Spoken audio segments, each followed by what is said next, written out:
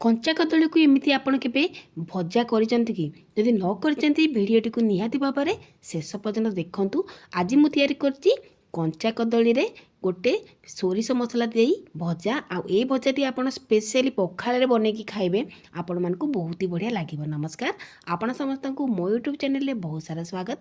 आज मु कंचा कदली गोटे भजा प्रिपेयर करी तो से मुझे जाइए दुईटी कंचा कदली आउ कंचा कदली मोर पूरा फ्रेश अच्छी।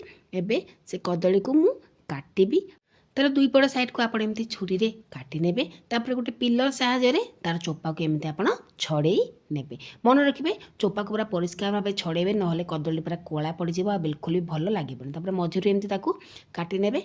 तो मझिरू काटी सारा ताकू एमती 3 पीस लाखे देखूँ करुँची। आप एमती बेसी मोटा करबेनि कि पतला करबेनि, मीडियम साइज ही काटिबी। तो देखिपारे ताकू मु मीडियम साइज काटी नहीं। आ कंचा कदली को काटी सारापर सांगे सांगे ताकू हलदी पानी पकेबे ना कौन हुए ना कदलीटी आमर कला पड़ जाए। तो देखो काटी सारा माने मुझे सांगे सांगे हलदी पानी रे पकई देछि। हलदी पानी पकईकि ताकू भलसे देखो मु धोई नहीं।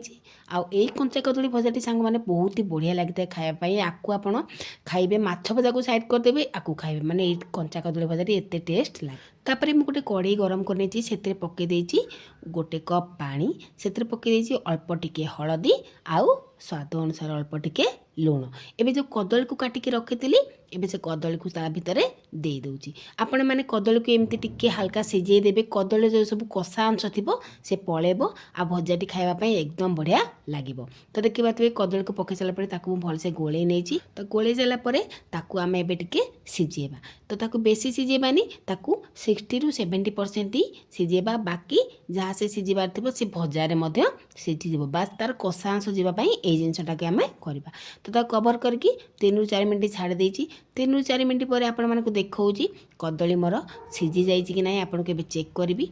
तो मोर कदली जेमिति मु ताकू सिझिछि आपण ताकू मते ठीक से उपाय रे सिझेबे। तो देखि पातबे कदली मोर 60 ରୁ 70% सिझी जाइछि आपण को देखौछि। एबे ताकू मु गोटे जगह को काढी नै जा ताकू टिके समय ठंडा होबा पई छाडिछि। तो चलंतु आज आमे जेतु मसला भजा बनेबा सेति पय गोटे मसला प्रिपेयर करबा।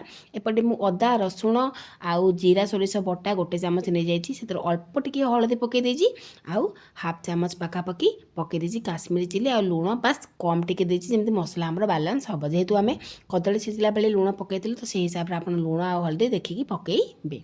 तापर सेतरे मु पकई देछि 1.5 चामच पाखापाखि बेसन। आ बेसन मसला भलसे मिसिबो सेति पई मु सेतरे 2 चामच रो पानी ऐड करछि। आउ एबे बेसन मसला सब भलसे देखंतु गोळेई नौछि। तो पानी आपण देखिकी देबे।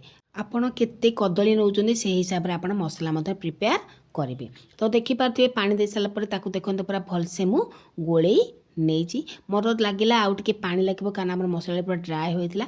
सेति पई मु सेतिरे आउ 3 चामच पानी ऐड करिछि। तो देखि पारथिबे 3 चामच रो पानी ऐड कर साला पोरे मु ताकू भलसे पूरा हाथ रे गोळेई नौछि जेमिति कि बेसन हमर बिल्कुल लम्स रहबने आउ मसला सहित पूरा भलसे मिसी जीव। तो देखो मसला एपटे प्रिपेयर हो गला। सेपटे मुझे सामान कड़े को गरम करने आपण मैंने चाहिए पैन मध्य गरम करेंगे। आ से पकई देछि 2 ରୁ 3 चामच आमर रिफाइन ऑयल। आपन चाहिए सोरिष तेल भाजी पारे। एबे गोटी गोटी कर कदली मु से मसला ऐड करिछि। आ मसला रे पूरा ताकू भलसे कोट कर नेछि। आ ताकू एबे पैन ने माने कड़े रे देछि।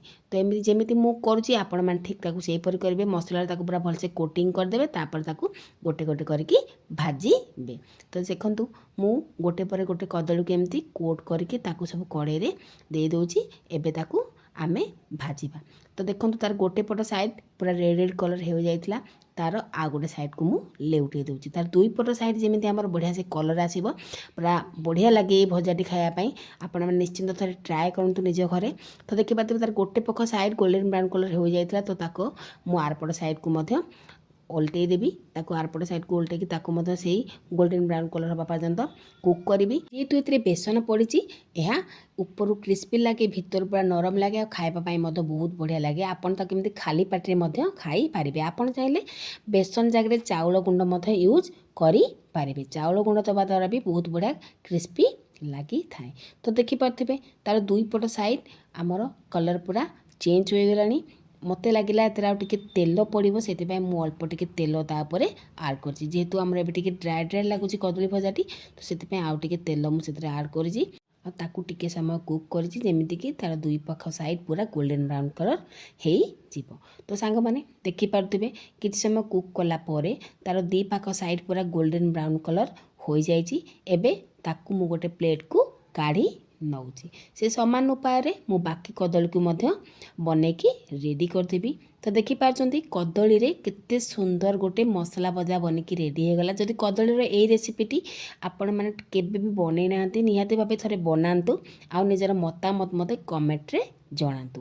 ଆଉ ଏଇ ରେସିପିଟି ଆପଣମାନଙ୍କୁ ଯଦି ଭଲ ଲାଗେ ଗୋଟେ ଲାଇକ୍ କରିବେ, ଚ୍ୟାନେଲରେ ଯଦି ନୂଆ ଅଛନ୍ତି ଚ୍ୟାନେଲକୁ ନିହାତି ଭାବେ ସବସ୍କ୍ରାଇବ୍ କରିଦେବେ ଆଉ ନିଜ ଫ୍ୟାମିଲି ଫ୍ରେଣ୍ଡ ସହିତ এই ଭିଡ଼ିଓଟିକୁ ସେୟାର ମଧ୍ୟ କରିଦେବେ। ଏଇ ତ ଥିଲା କଞ୍ଚା କଦଳୀର ଭଜା ରେସିପି। ଆପଣମାନଙ୍କ ସହିତ ଦେଖା ହେବା ଗୋଟେ ନୂଆ ଭିଡ଼ିଓ ସହ ରହୁଛି। ନମସ୍କାର, ଜୟ ଜଗନ୍ନାଥ।